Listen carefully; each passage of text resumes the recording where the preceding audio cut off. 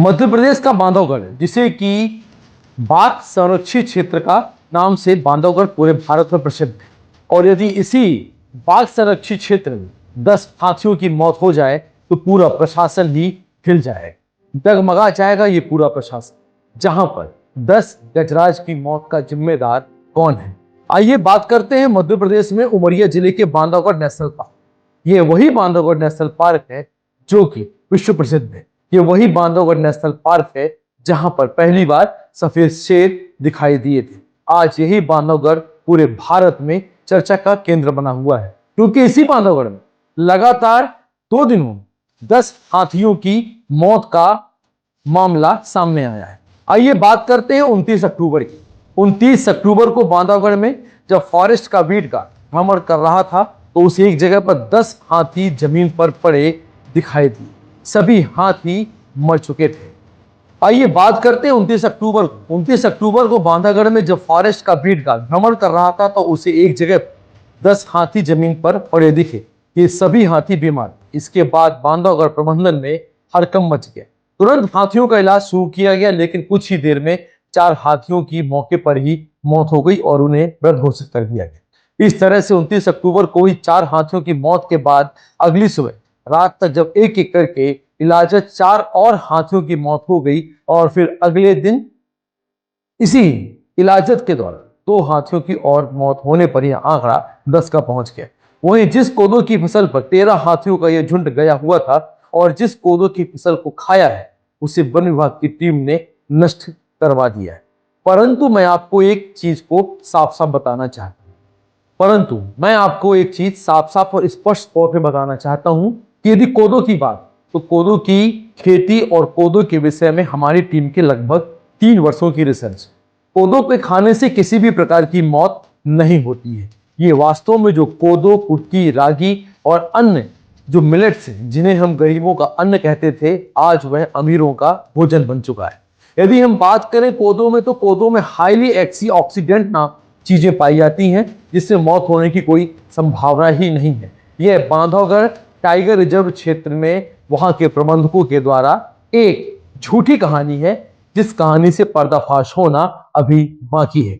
यहीं पर सीएम मोहन यादव भी बहुत सख्त हो चुके हैं, क्योंकि मामला 10 हाथियों का है। मामला उनकी सरकार में हुए 10 हाथियों की मौत का है। मामला गजराज का है। दीपावली के अवसर पर जहां पर लोग अपने घरों में दीपावली मना रहे थे, वहीं बांधवगढ़ में गजराज की मौत से हड़कंप मचा हुआ था। बांधवगढ़ टाइगर रिजर्व में 3 दिन के अंदर 10 हाथियों की मौत से जो हड़कंप है, वह केंद्र सरकार के साथ ही राज्य सरकार की कई जांच एजेंसियां इस पर काम कर रही हैं। वहीं मुख्यमंत्री डॉक्टर मोहन यादव के निर्देश पर उच्च स्तरीय दल भी उमरिया भेजा गया। ये टीम बांधवगढ़ पहुंचकर हाथियों की मौत की जांच में जुटा हुआ है। इधर शुक्रवार रात मुख्यमंत्री मोहन यादव ने हाथी की मौत को गंभीरता से लेते हुए इमरजेंसी मीटिंग भी बुलाई। इसमें उन्होंने कहा कि इस मामले में दोषियों के खिलाफ सख्त कार्रवाई की जाएगी। मुख्यमंत्री के तेवर सख्त हुए और जिम्मेदार बचने की संभावनाएं बिल्कुल भी नहीं है। प्रारंभिक पोस्टमार्टम रिपोर्ट के अनुसार हाथियों के पेट में कोदो निकला। बांधवगढ़ टाइगर रिजर्व प्रबंधन इसी कोदो को हाथियों की मौत का जिम्मेदार मान रहा है। हालांकि जांच टीम सभी एंगल से जांच में जुटी हुई है। अभी भी हाथियों की मौत का स्पष्ट कारण सामने नहीं आ सका है। इधर बांधवगढ़ में हाथियों की मौत के बाद मुख्यमंत्री डॉक्टर मोहन यादव काफी सख्त दिखाई दे रहे हैं। सीएम आवास पर इमरजेंसी मीटिंग बुलाकर मुख्यमंत्री ने अफसरों से चर्चा भी की है। मीटिंग में अपर मुख्य सचिव डॉक्टर राजेश राजौरा, अपर मुख्य सचिव वन अशोक वर्णवाल के साथ कई अफसर वहां मौजूद। और रही बात कोदो की, तो ये एक मनगढ़ंत कहानी है। मुख्यमंत्री को 24 घंटे के अंदर रिपोर्ट देगी ये जांच टीम के अधिकारी। बैठक में सबसे पहले मुख्यमंत्री ने हाथियों की मौत की पूरी जानकारी ली।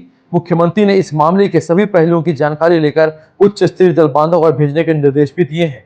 बैठक में एक्सपर्ट ने बताया कि हाथियों की मृत्यु के संबंध में की गई जांच की रिपोर्ट आने में 4 दिन लगेंगे।